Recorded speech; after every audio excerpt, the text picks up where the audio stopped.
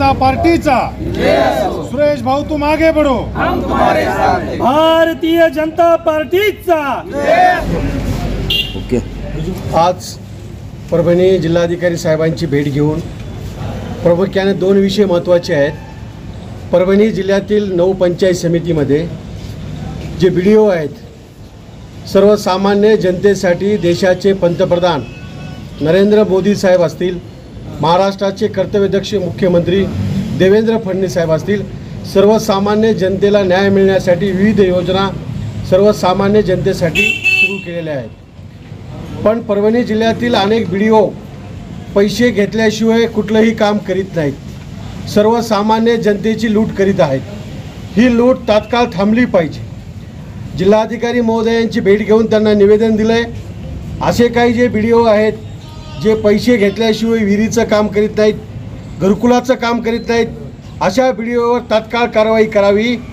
नाहीतर आम्ही आमच्या परीनं येणाऱ्या काळामध्ये परभणी जिल्हा भारतीय जनता पार्टी नक्कीच आमच्या भाषेमध्ये जे जे सर्वसामान्य जनतेकडून पैसे घेतात, सर्वसामान्य शेतकरी बांधवाची, सर्वसामान्य नागरिकाची लूट करतात, त्या अधिकाऱ्याची इथून पुढे गैर केली जाणार नाही।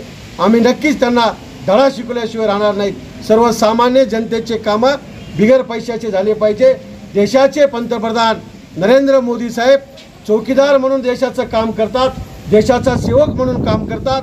आमचे महाराष्ट्राचे मुख्यमंत्री 18 घंटे देवेंद्र फडणवीस साहेब सर्वसामान्य जनतेसाठी आणि महाराष्ट्राच्या सर्वांगीण विकासासाठी काम करतात।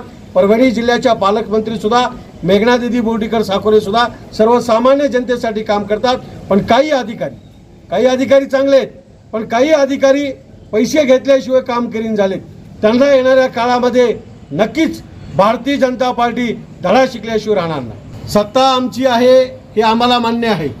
सत्ता असल्यामुळेच आम्ही सांगायलो, अधिकाऱ्यांना आपल्या माध्यमातून प्रेमानं सांगायलो, ही सर्वसामान्य जनतेची सत्ता आहे, सत्ता आमची नाही।